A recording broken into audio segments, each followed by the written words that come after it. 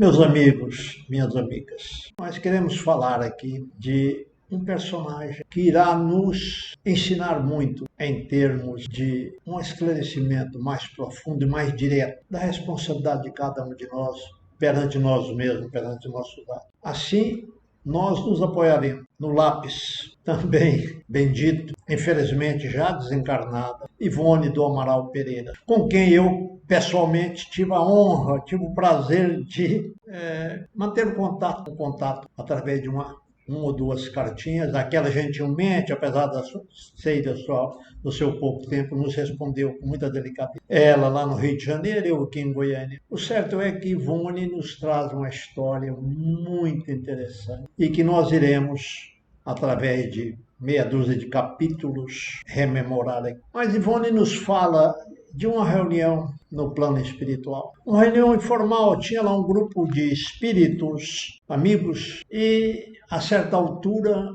desta pequena reunião, um deles falou: eu peço permissão para contar a minha história, a história da minha vida, esta última encarnação. E nos retratou uma história ao mesmo tempo comovente, triste, mas grandemente informativa em termos morais. Um alerta para cada um de nós. Nesta reunião, ali presente, estava o espírito que se identifica apenas como Charles. Como o próprio nome já indica, ele devia ser, na sua última encarnação, um cidadão francês.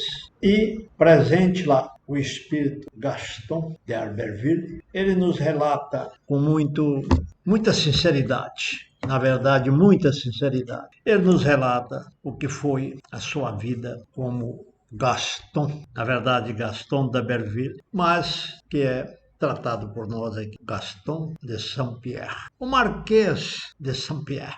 Então vamos imaginar Paris, nos seus salões aristocráticos, brilhantes, reluzentes salões da nobreza francesa. E Gaston aí esteve, rico, imensamente rico, belo, de porte atlético, era chamado, principalmente pelas mulheres, de Apolo, Deus Apolo. Dado o seu porte atlético, ele era chamado o Divino Apolo. As mulheres o adoravam pela sua finesse, a sua maneira gentil de tratar a todos, a sua educação refinada. E os homens também gostavam muito de Gaston, estava sempre à sua volta. Não com o mesmo sentimento ou motivo das mulheres. Os homens queriam o seu ouro, que ele despejava a mancheia sem olhar à sua volta para quem dava esse ouro. Esse era Gaston. Mas vamos fazer um parêntese nesta apresentação de Gaston de Saint-Pierre, Gaston de Albertville, e vamos voltar um pouco, alguns anos, à velha e romântica Normandia. Lá existia uma família, exatamente a família d'Albertville, que era muito rica, mercê de trabalho sério, cotidiano e honesto da família. E Gaston era o filho do patriarca, filho único, quer dizer, herdeiro daquela grande fortuna. Criança, vivia ali nos parques do seu castelo e do castelo de seus pais, cercado de todo cuidado, de todo amor, de toda atenção, por um pai extremamente cuidadoso com ele e por uma mãe extremamente amorosa para com seu rebento, para com seu filho. Mas, quando chegou a idade de mais ou menos 17 anos, os pais, embora sabendo a falta, a saudade que ia certamente habitar aquele castelo, com a falta do jovem Gaston, os pais decidiram remetê-lo a Paris, porque não tinha como, naquela pequena cidade, aquela pequena aldeia que circundava o castelo, aprimorar a sua educação. Gaston então demanda Paris, com a recomendação expressa de 2 professores. E para lá ele seguiu, entregue então aos cuidados de um jovem professor, pouco mais velho do que o próprio Gaston, mas um professor culto que era Léon Hippolyte Denisard Rivail, que mais tarde se tornaria célebre com o cognome, com o pseudônimo de Allan Kardec. O professor Rivail cuidou do seu aluno com toda a dedicação, demonstrando todo interesse no seu aprimoramento, que já era considerável por essa época. E o professor Ribaio teve a participação muito importante de um outro segundo professor, já naquela época, já famoso, já conhecido de boa parte da Europa, mercê do seu grande talento literário. Falamos, meus amigos, minhas amigas, do célebre escritor Victor Hugo. Victor Hugo, para nós mais conhecido, Victor Hugo, foi o segundo professor do nosso Gaston. Preparado jovem, por aproximadamente 2 anos, o professor Denisard sugeriu a ele, Gaston, que viajasse pela Europa, para enriquecer mais a sua cultura, o seu saber, já solidamente implantado ali pelos 2 mestres a quem nos referimos ainda. E Gaston partiu. Visitou durante aproximadamente 1 ano várias capitais europeias, entre elas, como não poderia deixar de ser, Roma e Viena, escolhidas e citadas aqui por 2 motivos. Primeiro, Roma, Gaston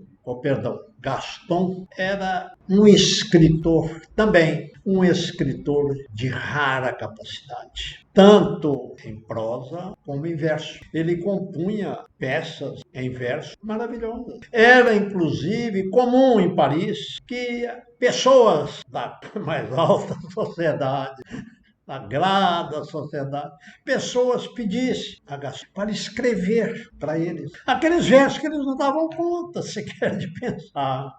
E Gaston, gentilmente, como era gentil com todos, Gaston escrevia, entregava, e o cidadão que encomendara publicava como se fosse da sua palavra. Isso aconteceu demais, aconteceu muito. Versos maravilhosos, ele assim fazia, de bom grado, com um sorriso nos lábios, como era do seu feito. Então, ele buscou em Roma aprimorar isso aí também. E Gaston transformou sua viagem, longa viagem, em uma verdadeira sala de aula, enriquecendo e aprimorando seus conhecimentos. Depois de Roma, ele também visitou, como não poderia deixar, Viena, a capital da música, porque ele, Gaston, também era músico, exímio pianista, flautista de reconhecida capacidade, sensibilidade. Além do que, ele também executava a harpa com maestria. Aliás, era o seu instrumento predileto. Gaston enriqueceu tudo isso. Voltou a Paris, já aí por volta dos seus 20 anos, habitando um dos seus 2 castelos. O pai possuía 2 castelos em Paris, além de outras propriedades. Era realmente uma família rica, mas não era nobre.